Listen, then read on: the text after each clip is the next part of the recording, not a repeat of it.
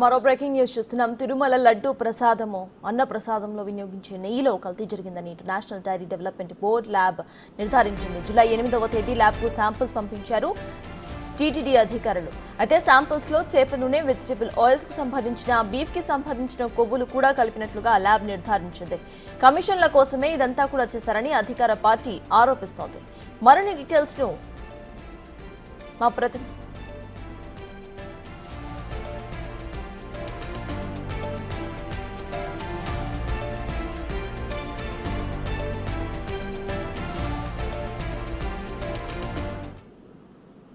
మొత్తానికి ఇటు ల్యాబ్స్ స్పష్టం చేసేది తిరుమల లడ్డు ప్రసాదంలో వినియోగించే ఈ ఘీలో ఇటు ఫ్యాట్స్ కలిపి ఉన్నట్టుగా ప్రెసెంట్ ఇదే విషయంపై పూర్తి డీటెయిల్స్ మా ప్రతినిధి దామోదర్ అందిస్తారు. దామోదర్ చెప్పండి, ఇటు ల్యాబ్ రిపోర్ట్స్ స్పష్టం చేస్తున్నాయి ఘీ ఇటు క్యూర్ గా లేదు అని చెప్పి, అందులో యానిమల్ ఫ్యాట్ తో పాటు వెజిటబుల్ ఆయిల్ కూడా కలిసి ఉంది అని చెప్పి, దీనికి సంబంధించిన అప్డేట్స్ ఏంటి? అటు వైసీపీ వర్గీయులు ఏమంటున్నారు?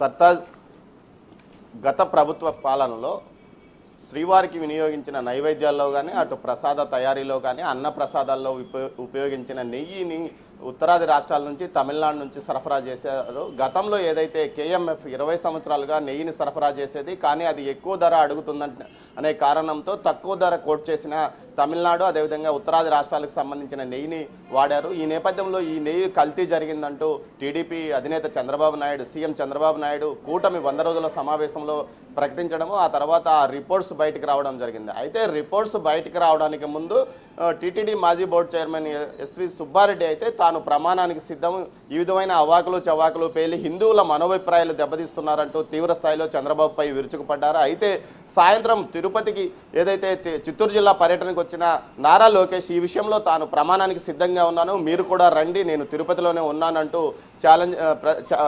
సిద్ధమయ్యాడు, ప్రమాణానికి సిద్ధమయ్యాడు. మరోవైపు ఏదైతే టీటీడీ బోర్డు మాజీ చైర్మన్ కరుణాకర్ రెడ్డి హిందువుల మనోభిప్రాయాలను చంద్రబాబు దెబ్బతీస్తున్నాడు, ముఖ్యంగా తన రాజకీయం కోసం ఇలాంటి కుట్రకు పాల్పడుతున్నాడంటూ తీవ్ర స్థాయిలో ఆగ్రహం వ్యక్తం చేశాడు.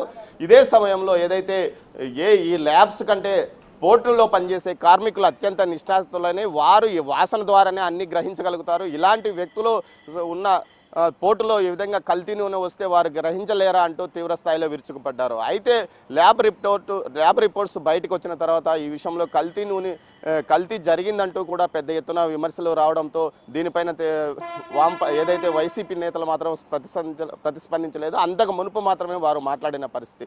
మొత్తం మీద ఈ ఘటనకు సంబంధించి పూర్తి స్థాయిలో విచారణకు అవసరమైతే దీనికి సంబంధించిన వారిని అరెస్ట్ చేసి జైలుకు పంపిస్తామంటూ చంద్రబాబు నాయుడు తీవ్ర స్థాయిలో ఆగ్రహం వ్యక్తం చేశారు. మరోవైపు దీని మీద మాజీ ప్రధాన అర్చకులైన రమణ దీక్షితులు మీడియా సమావేశాన్ని కూడా ఏర్పాటు చేయబోతున్నారు. మొత్తం మీద గత 5 సంవత్సరాల కాలంలో సుమారు 2 సంవత్సరాల కాలం పాటు ఏదైతే బయట రాష్ట్రాల నుంచి, అంటే ఒక కేఎంఎఫ్ తప్ప మిగతా అన్ని ప్రాంతాల నుంచి నెయ్యిని తెప్పించారో ఆ నెయ్యిలోనే పెద్ద ఎత్తున కల్తీ జరిగిందంటూ కూడా రిపోర్టులు చెప్తున్నాయి. నేషనల్ డైరీ డెవలప్మెంట్ బోర్డు గుజరాత్లో ఉంటుంది, ఇది అత్యంత ప్రామాణికమైందని చెప్పవచ్చు. ముఖ్యంగా భారతదేశంలోని నేషనల్ డైరీ డెవలప్మెంట్ బోర్డు అత్యున్నతమైనది, అక్కడ ఇచ్చే రిపోర్టులు ఖచ్చితంగా ఉంటాయని పేరుగాంచినవి. ఈ నేపథ్యంలో అక్కడ ఇచ్చిన రిపోర్టు ప్రకారమే తాము చెప్తున్నామంటూ కూడా టీడీపీ వర్గీయులు చెప్తున్నారు. అయితే గతంలో ఏదైతే జూలై 23వ తేదీన దీనికి సంబంధించి మీడియా సమావేశంలో ఈవో మాట్లాడుతూ నెయ్యిలో కల్తీ జరిగింది, అది వనస్పతి నూనె అయి ఉంటుంది అంటూ ఆయన చెప్పుకొచ్చారు. మొత్తం మీద అప్పట్లో ఫలితాలు వచ్చినప్పటికీ ఆయన చెప్పడానికి కొంత ఇబ్బంది పడ్డా, లేకపోతే పైనుంచి గ్రీన్ సిగ్నల్ రాలేదే కానీ మొత్తం మీద అయితే కూటమి 100 రోజుల శాసనసభ్యుల సమావేశంలో సీఎం చంద్రబాబు నాయుడు బహిరంగంగా పరచడం, ఆ తర్వాత ఇది ప్రపంచవ్యాప్తంగా ఉన్న హిందువుల నుంచి అభ్యంతరాలు, ముఖ్యంగా ఈ విధంగా జరిగిందా అంటూ ఆశ్చర్యానికి, ఆగ్రహానికి లోనవుతున్న పరిస్థితి కొనసాగుతుంది. మొత్తం మీద ప్రపంచంలోనే హిందువులకు అత్యంత ప్రామాణికము, ముఖ్యంగా కలియుగ ప్రత్యక్ష దైవంగా భావించే వెంకటేశ్వర స్వామి సేవలోనే ఈ విధంగా గత ప్రభుత్వ పాలకులు ఈ విధమైన చర్యలకు పాల్పడ్డాన్ని వారు తీవ్ర స్థాయిలో నిరసిస్తున్నారు. మరోవైపు దీనిపైన విజిలెన్స్ విచారణ ఇప్పటికే కొనసాగుతుంది. అయితే విజిలెన్స్ విచారణ కమిటీ ఇన్ఛార్జిగా ఉన్న షరీఫుల్లా ఐపీఎస్ విషయంలో ఏదైతే వైసీపీ అభ్యంతరాలు వ్యక్తం చేస్తున్న పరిస్థితి, ఒక నాన్ హిందూను ఏ విధంగా విజిలెన్స్ కమిటీకి ఇన్ఛార్జిగా వేస్తారంటూ భూమన్ కరుణాకర్ రెడ్డి ఈ విషయాన్ని బయటికి తెచ్చాడు. అయితే ఈ విషయంలో బయట పెద్ద ఎత్తున మిగతా వారి నుంచి అభ్యంతరాలు రాలేదు. మొత్తం మీద అయితే ఈ నెయ్యి కల్తీ విషయం మీద పెద్ద ఎత్తున ఆగ్రహాలు ఆవేశాలు వ్యక్తమవుతున్న పరిస్థితి కూడా కనిపిస్తుంది. దీంతో పాటు ఏదైతే మాజీ పాలక మండలి సభ్యులైన అటు బీజేపీ భానుప్రకాష్ రెడ్డి, ఓవి రమణాలు మీడియా సమావేశం ఏర్పాటు చేసి ఖచ్చితంగా ఇది జరిగింది గతంలో ఒక ఏక వ్యక్తి పాలన ద్వారానే ఇలా కొనసాగిందంటూ కూడా వారు చెప్తున్నారు. ముఖ్యంగా అప్పట్లో ఉన్న టీటీడీ అదనపు ఈవో ధర్మారెడ్డికి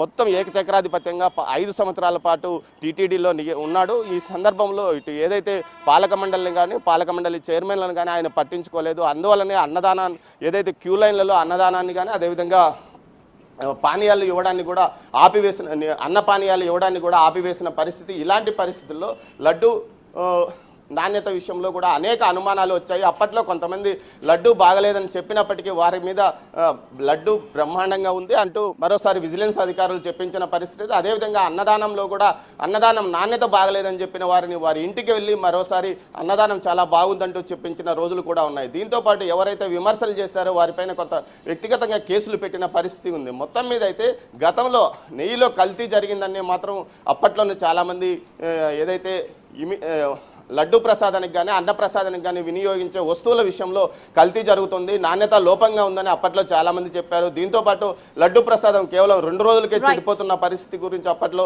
అధికారుల దృష్టికి తెచ్చినప్పటికీ అప్పట్లో వారెవరూ పట్టించుకోని పరిస్థితి. ఈ నేపథ్యంలో కూటమి ప్రభుత్వం అధికారంలోకి వచ్చిన తర్వాత చంద్రబాబు నాయుడు ముందుగా తిరుమల పైన దృష్టి సారించాడు. అందులో భాగంగా ఏదైతే లడ్డు ప్రసాద నాణ్యతతో పాటు అన్నప్రసాద నాణ్యతను పెంచాలని ఆదేశాలు జారీ చేశాడు. ప్రస్తుతం కేఎంఎఫ్కి సంబంధించిన నందిని నెయ్యి ఇప్పుడు సరఫరా అవుతుంది. ఏదైతే ఈ ల్యాబ్ టెస్టింగ్స్ బయటకు వచ్చిన తర్వాత ఈ వ్యవహారం నడుస్తుంది. మొత్తం మీద దీనికి సంబంధించి మరింత వివాదం చెలరయ్యే అవకాశం ఉందని చెప్పవచ్చు సర్దార్. దీంతో పాటు ఏదైతే అటు డైరీ డెవలప్మెంట్ బోర్డు ఇచ్చిన ల్యాబ్ టెస్టింగ్తో పాటు అటు విజిలెన్స్ నివేదిక తర్వాత నెక్స్ట్ స్టెప్ ఏమిటనేది ప్రభుత్వం తీసుకునే అవకాశం ఉంటుంది.